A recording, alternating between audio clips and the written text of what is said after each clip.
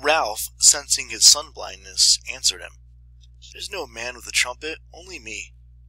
The boy came close and peered down at Ralph, skewing up his face as he did so. What he saw of the fair-haired boy with the creamy shell on his knees did not seem to satisfy him. He turned quickly, his black cloak circling. "Isn't there a ship, then?" Inside the floating cloak he was a tall, thin, and bony boy, and his hair was red beneath a black cap. His face was crumpled and freckled, and ugly without stillness. Out of his face stared two light blue eyes, frustrated now and turning, or ready to turn to anger. "Isn't there a man here?" Ralph spoke to his back. "No, we're having a meeting. Come join in." The group of cloaked boys began to scatter from the close line. The tall boy shouted to them, "Choir, stand still!" Wearily obedient, the choir huddled into the line and stood there swaying in the sun. Nonetheless, some began to protest faintly. "But Meridew, please Meridew, can't we?" Then one of the boys flopped onto his face into the sand, and the line broke up. They heaved the fallen boy up onto the platform and let him lie.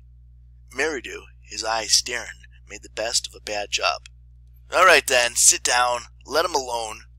"But Meridew—" "He's always throwing a feint," said Meridew. "He did in Gib, and at Idas, and at Martin's over the Precedenter." This last piece of shot brought sniggers from the choir, who perched like black birds on the criss-cross trunks and examined Ralph with interest. Piggy asked no names.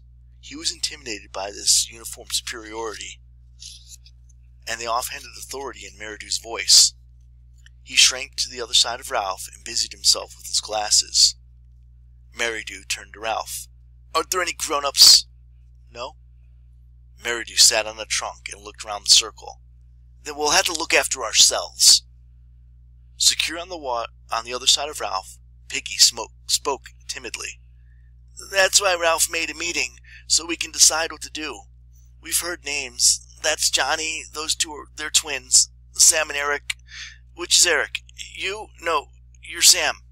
I'm Sam, and I'm Eric." "We'd better all have names," said Ralph. "So, I'm Ralph." "We got most names," said Piggy. "Got 'em just now." "Kids' names," said Meridew. "Why should I be Jack? I'm Meridew." Ralph turned to him quickly. This was the voice of one who knew his own mind. "Then," went on Piggy, "that boy, I forget—" "You're talking too much," said Jack Meridew. "Shut up, fatty." Laughter arose. "He's not fatty," cried Ralph. "His real name's Piggy." "Piggy! Piggy! Oh, Piggy!" A storm of laughter arose, and even the tiniest child joined in. For a moment the boys were a closed circuit of sympathy with Piggy on the outside, but he went very pink, bowed his head, and cleaned his glasses again. Finally the laughter died away, and the naming continued. There was Maurice, next in size among the choir boys to Jack, but broad and grinning all the time. There was a slight furtive boy whom no one knew, who kept to himself with an inner intensity of avoidance and secrecy. He muttered that his name was Roger, and was silent again.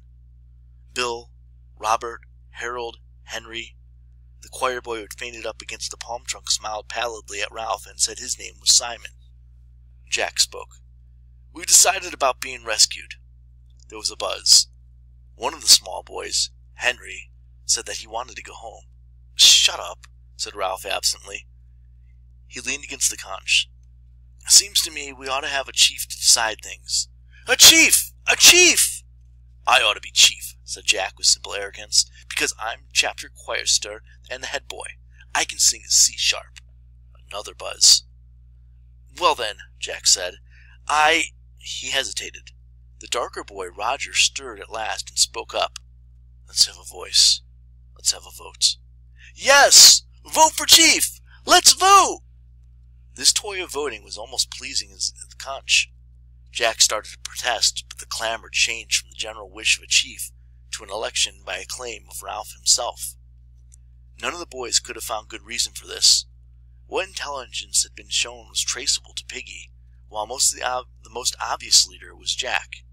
But there was a stillness about Ralph as he sat there that marked him out. There was his size and attractive appearance, and most obscurely, yet most powerfully, there was the conch. That had been blown, that had been sat waiting for them on the platform with a delicate thing balanced on his knees, was what set him apart.